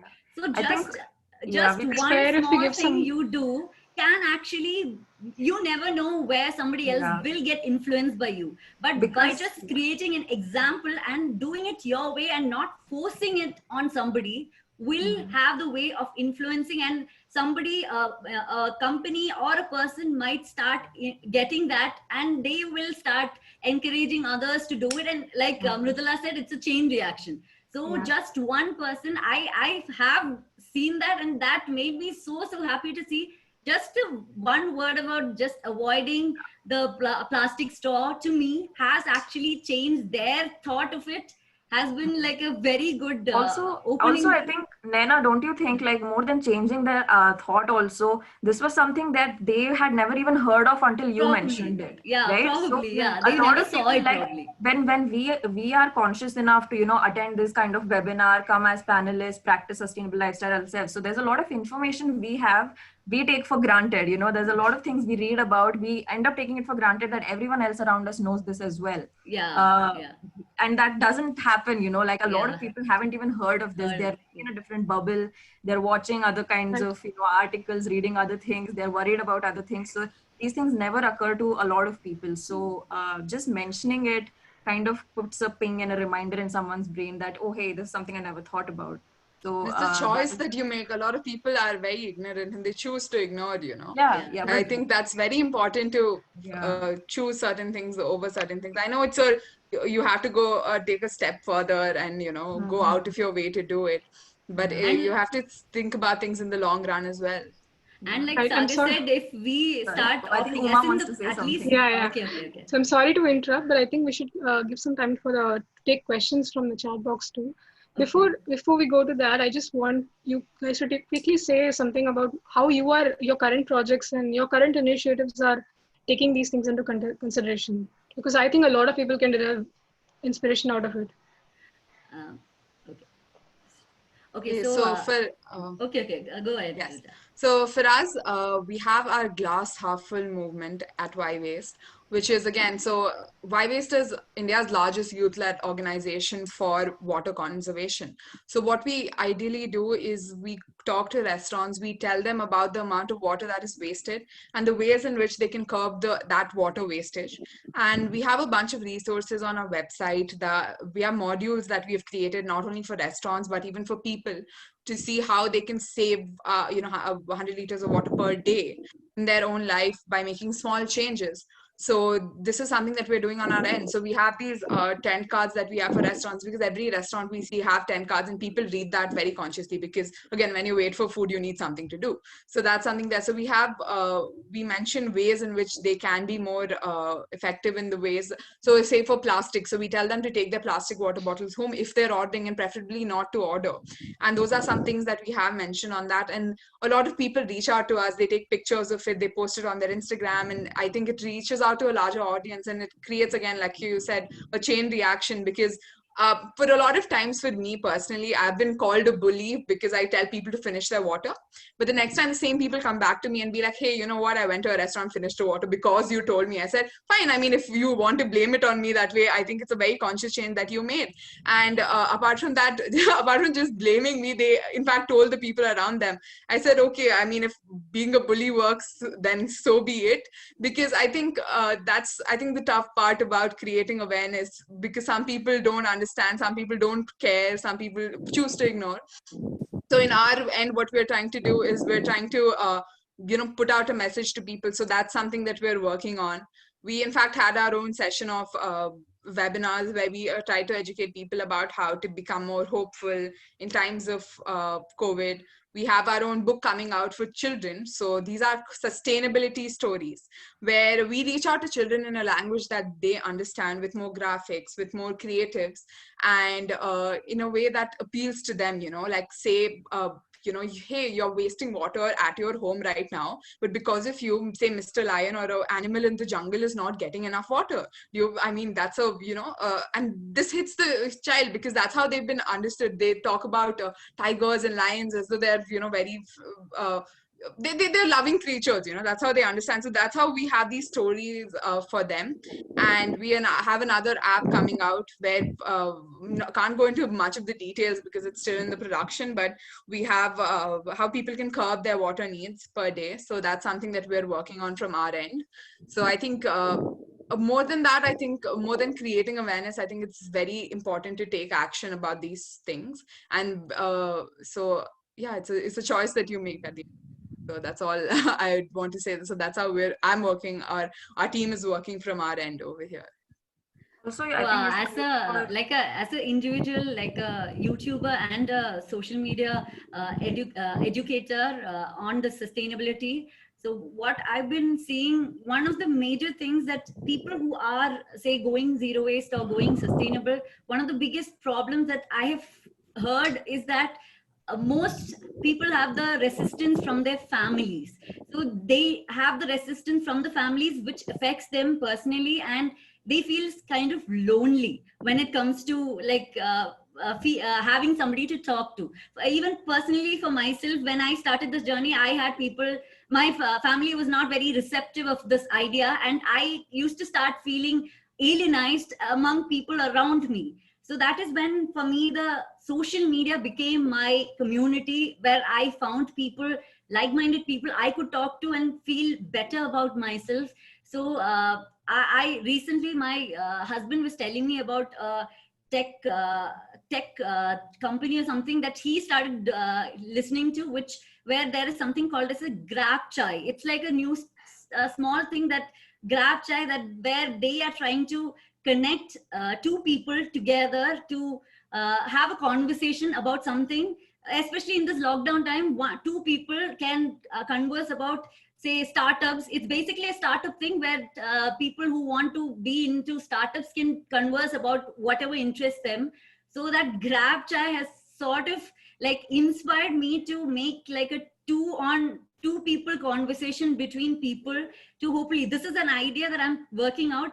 It's still, I have to create a website on it and all. So this is something that I'm thinking of. I'm inspired by that Grab Chai. Even I want to think, maybe go into Grab Chai and try it out myself. But that loneliness, I want to sort of kind of like stop making it very common. And I want to start make people have like a companion to talk to about this, or at least bitch about it, even when it comes to sustainability and the things that we are facing, because sometimes we need to sometimes just bitch it out and feel better about it, and we don't have that with people around us. So I have also created, through my page, Olisu, I also created, like on my website, if you go, there's a section called Find Your Tribe. Okay. I have decided that I'm going to start conducting like Zoom calls. They're not going to be like webinar, but they'll just be Zoom calls of groups of people who are also practicing or trying to make some change, and they feel kind of lonely about it. So today is actually one of those days where I'll be having those Zoom calls. Last to last Sunday, I had them, and a lot of beginners felt very shy talking in front of people who were very experienced. So this Sunday, I'm trying a new system, having 3 different calls, so people of different levels of progress can join, and they feel at home around people who are also at the same level as them in terms of changing. So I was thinking more of a 2-on-2, I mean one-on-one person, so that you are, again, like you said, people are not very comfortable opening up when it's a large number. So I've seen that happen. And I had a workshop like 2 months back. I had a sustainability workshop, and I realized like when it's one person talking, if it's a sustainable one person talking, the others listening, it's maybe easy. But when you're asking people to talk in a crowd, a lot of people are hesitant about it. So this one thing I got inspired from Grab Chai is that they sort of give like a point, they sort of connect you to their social media, so you can check the person out, know a little about them, and maybe even give them like a starter to start with. So this is something that I'm highly inspired from this Grab Chai. They can even maybe say that I'm replicating them, but I'm proud to be, if I'm able to replicate their thing to something for sustainability, I'll be proud to replicate their model to hopefully give, stop this alienating for the community we have, especially now that we have this lockdown. We are surrounded by only our family, and we don't have people to openly talk to. I still face it. Like my husband is really supportive now, but there are times when we have brilliant fights where like he may not listen to me, he may not be at the same level as me, so it affects me personally, and it helps to talk it out to somebody who can understand you. And among my friends also, I don't have somebody who reciprocates the same way. So this is the reason that I want to like replicate this whole Grab Chai thing, and hopefully make it into like a sustainability thing that people in the sector can hopefully join and feel less pressurized about it. I wanted to share this story. In fact, what we have been doing over here, if you all can see, so if you'll see over here, we have created, a composting pit over here. So all the waste come over here, and in fact, the remains of the garden come over here. And also, so this is the composting pit which we have created only for the wet waste. There's another one over there. I don't know, you all can see this. So this is a kind of mini forest or which we have created over here. I'm planting a lot of fruiting trees over here at the same time. So this is what an individual can do. Initially, it was not there. And if you're in Mumbai, the best part about telling you why you need your society should be segregating waste in the first place. Because if you're segregating your waste in your society, and there is a rainwater harvesting installation, you all can get 15% rebate on your property tax. So you can send a letter to the BMC or the municipal corporation that your particular society is segregating their waste, and there is an installation of rainwater harvesting as well. So that's where the 15% tax rebate will also come into the picture. So that's the brighter side of it is.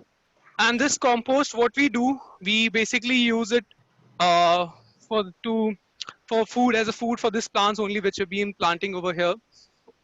And this is what we have been doing. Yeah. And for anyone who feels like they need a garden to start composting, that's not Yeah. true. I mean, I live in a building apartment. I've always lived in building apartments, no matter which floor. You can check out this company called Daily Dump, Mm. Daily Dump Compost, and spelling is wrong. Yeah, I mean, if you're living in a particular society where there can be space can be utilized, otherwise, Or if if there the is no society is space, not convinced, or if the yeah. society is not convinced No, for but any the only way to convince them is getting a rebate on the property tax. Then everybody would yeah. be convinced. Yeah, I think So that that's law is in Mumbai, or is it there all over India? it's in Mumbai. It's in Mumbai It's in for Mumbai. now. So Yeah. if that's the reason I said, like, if you're living in Mumbai, Hmm. it's here in Mumbai. So yeah, Yeah, so thanks for clearing a lot of doubts about microplastic because it's still an uncharted territory. A lot of people still don't know about it.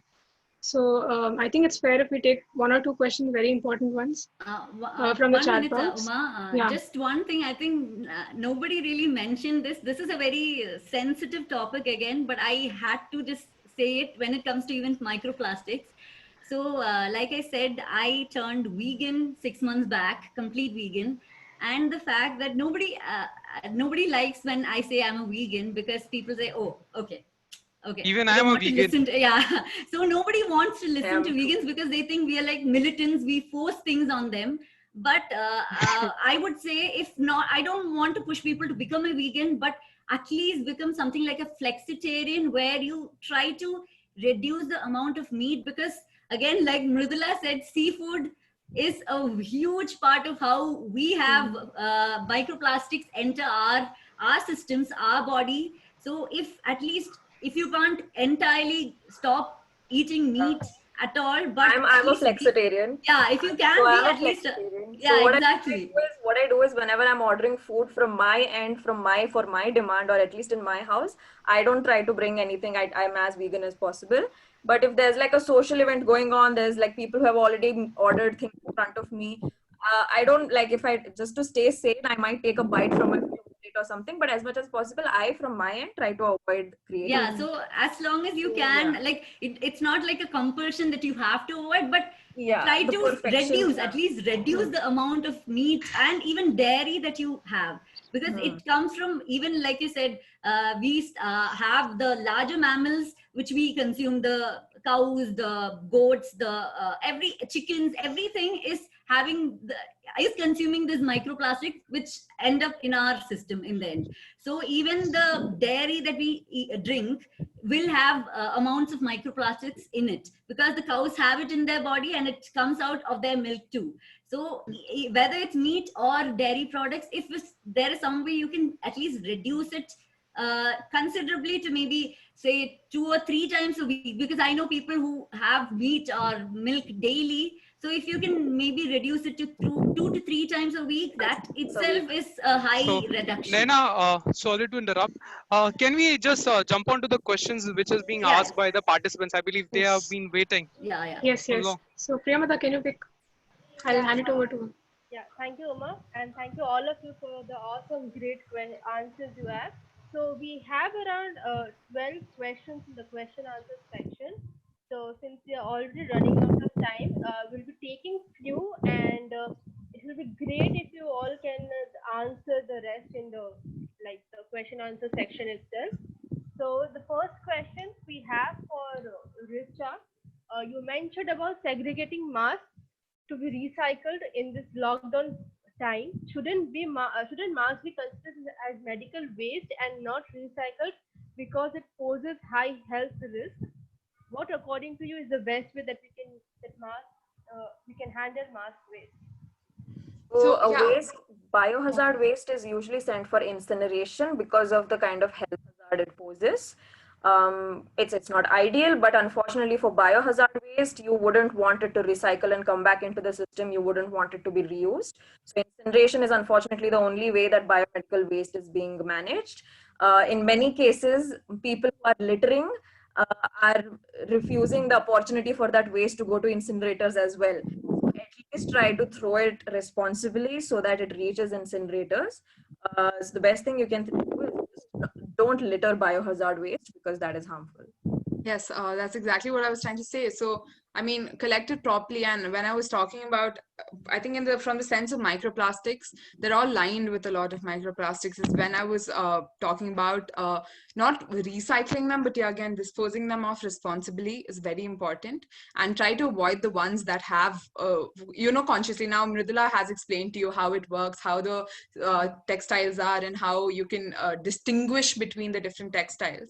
So I think now you can make a very conscious choice as to what masks are good for not only the environment but for you as well, because at the end of the day if we start going out, if the lockdown ends, you're going to be wearing masks. It's a way of life right now, so choose your masks wisely. Now I think that's the only way. And as Mridula mentioned, please dispose them off responsibly, and maybe collect them off separately. So that's what we do at our home. We collect them off separately and we dispose them off as a whole, separately apart from our dry waste. So we don't mix it with our dry waste. We keep it separately, because even my father has to go out and everything, so he has gloves. So all the gloves and everything that is collected, we collect them separately. And you can reach out to maybe a medical practitioner and ask them what is the best way to do it and to dispose them off. For me, in my apartment, they're following measures, so they're doing it for us. But then they dispose off, in fact, our sanitary waste as well. So not just that, they dispose off our sanitary as well as our medical waste separately. So that's a measure my apartment has personally taken.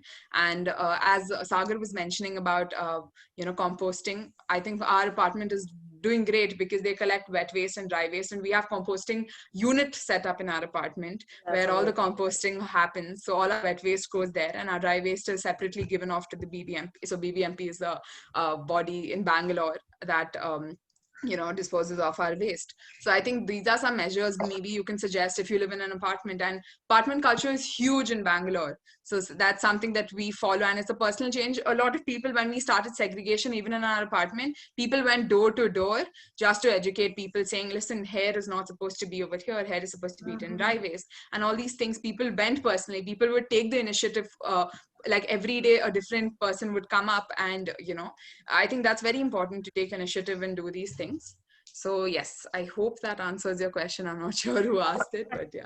Yeah, thank you, Richa and Mridula. So the next question is open to all. In India, we have a max of middle class population. So when we want a change to be happening, giving a larger impact, we need to give them a sustainable product which is not costlier. And we always know the sustainable alternative products are usually costlier than the existing products. So how can we bring this down? So again, I would like to say that the common belief that everything that has the name sustainable to it is expensive is again wrong. Because when you, a simple example of a toothbrush. So a toothbrush which is completely filled of plastic, including the body and the bristles. Nowadays, I know there are expensive options. There are toothbrushes for 300 rupees, one for 300. But I can guarantee there are ones for 40 to 50 to 70 rupees. Starting that range, there are toothbrushes available. There are so many. It is so great to see so many new companies come out in India every single day now to produce more and more sustainable products. But then if we look at statistically, the 60%, not around 60% of the population still lives in rural India. Yeah, yeah. And so the challenging part is to take it there, because when everybody has a concern about the money part, everybody, when you start the whole sustainability thing, the first question is the money part. So as long as we show them that the sustainable ones, the options are also available in all variations, from the usual range of a toothbrush to the expensive one. People can choose according to their monetary benefits. In fact, my friend called as Pradeep Sangwan, he's the founder of an organization called as Healing Himalayas. They started with trekking, where they used to trek all the way till Himalaya, the region in the Himachal Pradesh, all the way to the uppermost part of the Himalayas, from Shivalik to middle Himalayas. And whenever they used to track, they used to start plogging. So they used to collect all the plastic which was being disposed by all the tourists.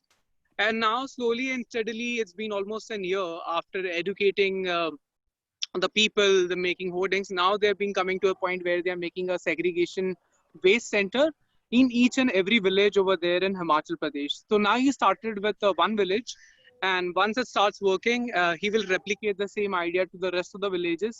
And yes, so that's how he's been working as well in the rural Himalayas.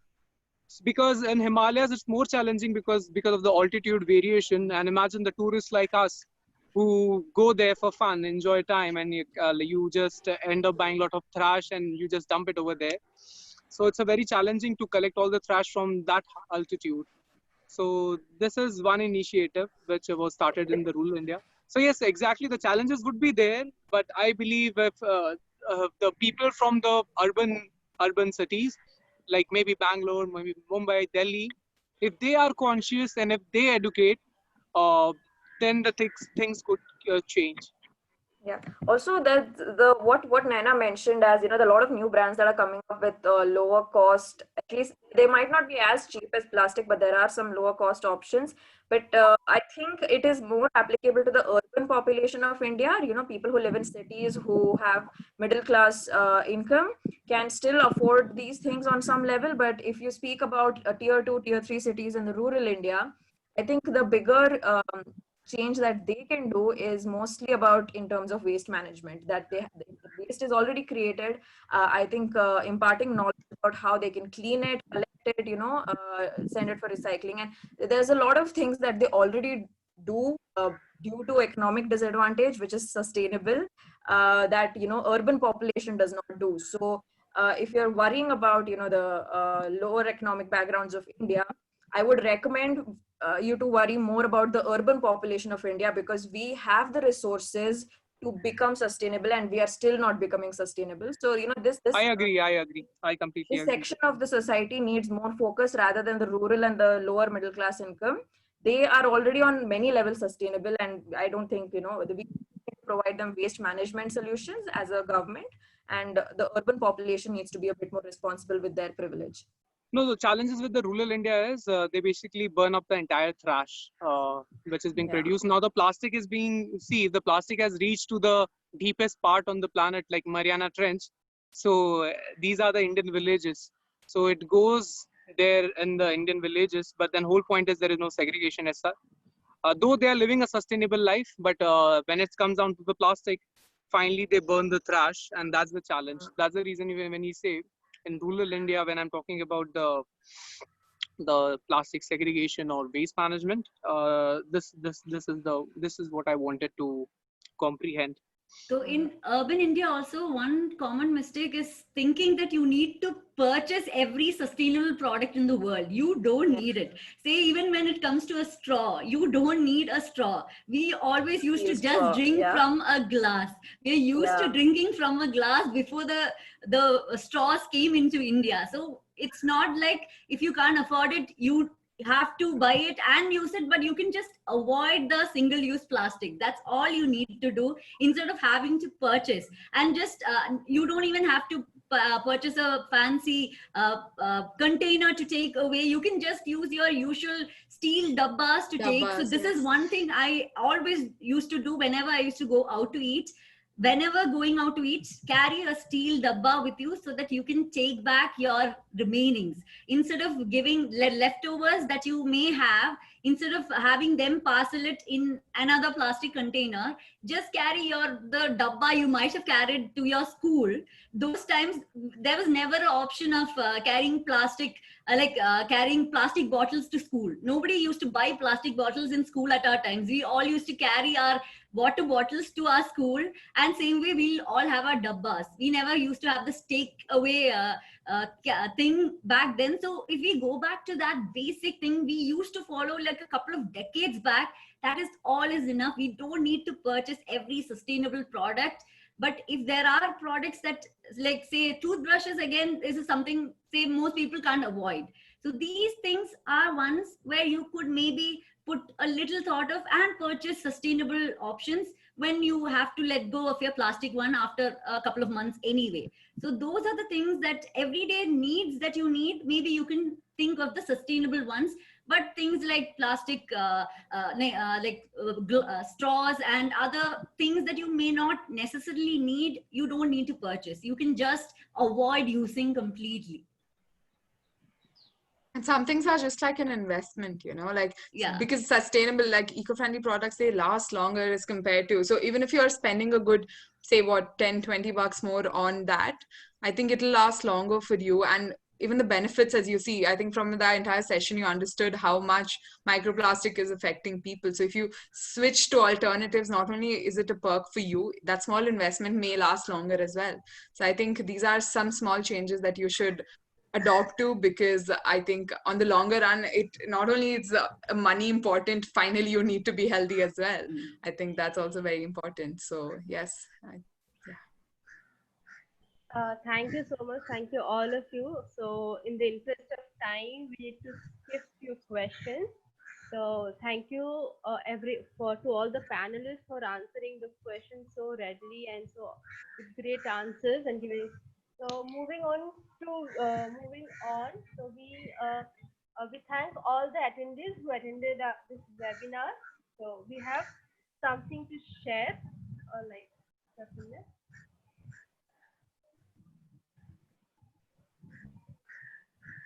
So here is the Plastic Free July website of Bhumi, as you can see. So we were to see the webinars that we already had and that we are going to have in future. And the contest is like we have a switch story, like switch from plastic challenge. It's the next we have the Kabar Se Jugaad, the best out of waste, and there's a meme making contest going on. So you all can just sign up and just join in with this initiative of Bhumi, and we can I think we can make a big, at least a small change, and then in future we can actually make a big change. So so here like we can conclude the webinar here. Thank you so much for your for the time you've given us for this webinar, like Richa, Naina, Sagar, and Mridula. Thank you so much. And to all the attendees here and to the entire team of Plastic Free July who has joined us today this morning. So thank you everyone. And I would request the panelists if you can just stay back for a few minutes. So, and we can share few thoughts among us, and attendees, we thank you for joining us. Actually, my battery is almost dead, and then I have to go upstairs. Okay, Sagar. Yeah, and then I have to go upstairs, and I don't want to rush. I'm just enjoying this particular moment. There are a lot of birds chirping. I wanted to actually connect with all the other panelists on Instagram because I'm mad active on Instagram. So that's the only way I connect with people. Can you do you have a social media account? Who doesn't have a social media? Yeah. I'm just assuming over here. I don't want to take it for granted. So that's why. My name, it's Mr. Earth. I'll put it in the In the chat box. Yeah, box. it's easier that way. Yeah. I'm following Mr. Naina already, I think, and I why waste. I think I'm following Richa as well via her initiative. But My account is Mr. Earth. Mr. Earth. Yeah. Mine is just my name, Naina_Prerna. So. Sagar, we can see that you are Mr. Earth from your background. That you have the entire webinar.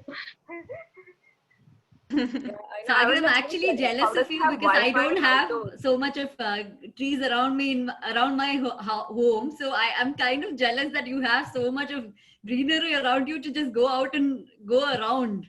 I've been spending my lockdown in this area only. I mean, there is no one here. Yeah, that's the best part. beautiful. No human. Yeah. why waste? So requesting all attendees to quickly leave the call so that we can wrap up the call with the panelists. Sainka, Pradeep sir, very quickly transition out. You can avoid us from kind of removing you forcibly from the call. Just quickly leave so that we're able to close the call with the panelists. So Panel, we give are us just 1 minute. Yeah, we'll just. We are done for the day. We just want to have a small closing circle, not more than 5 minutes, I promise, with you all, so that we are able to. No, it's just that my battery is almost dead. It's just 6%. Sure. Sagar, I think it's going to die. Let it die. We Quickly, can catch up Prabhakaran, with you quickly. Yeah. individually. Yeah, also. But others, I think if you can say, please stay for 5 minutes. Yeah, I'm trying. Yeah.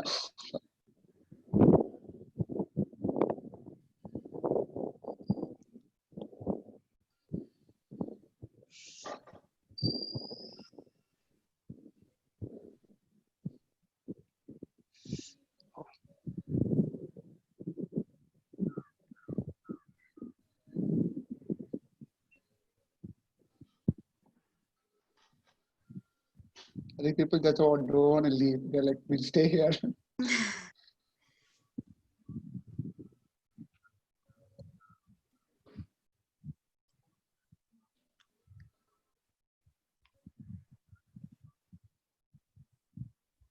That's all. All right. Thank you so much, everyone. It was a lovely conversation. My name is Prabhakaran. I'm a manager with Bhumi, and I head this vertical called Catalyze, where we promote civic engagement and sensitive people on different things. Akanksha, you can show your face if you've taken bath. So she's gonna kill No, me for it's this. really Yeah. cold here. I didn't take a bath, so I think I'll skip We showing know. my face. But hi, everyone. I'm Akansha. I work with Prabhakaran, and I manage the environment initiatives within Bhumi. Super. Wanted to just thank you all. It was a beautiful experience. I'm sure a lot of the people, I think we had at some time 70, 75 was, I think, the max of participants. So we were expecting more. I think we did do a lot of promotion, but that's fine. I think that's what we get. Yeah. So thank you so much for choosing to be a part and kind of share your experience. Any thoughts that you had from sharing, from hearing questions? What are your reflections from being a part of this? So I think this is probably the first panel that I've been in, panelish like webinar that I've been a part of, and it's been really great to see so many people of the same like-minded, like-minded thoughts, and it's really great to actually have a conversation instead of like a debate. Usually we always have debates with people around, but it's nice to have a conversation with people in this topic and actually learn more about it on things that we may not have known about. So like Sagar has so much of statistics that we may not have known earlier, and Definitely. we got to know today. And we can use to hopefully educate our audience. So I think it was so One should good to see. really read and study about EIA 2020, Yeah. environmental impact assessment. Yeah, I know. Yeah. So I mean, Super. in fact, that is a nightmare. I haven't been sleeping after that. Any other thoughts, Mridula, Richa, anything to close out from your end in terms of I reflections? think technical knowledge is things that isn't very easily exciting to promote, or like, spread out, like, identifying the difference and things like that. So I'm happy to always share those kind of details, which I feel aren't being shared very often among environmental circles, where try to help people to change via inspiration.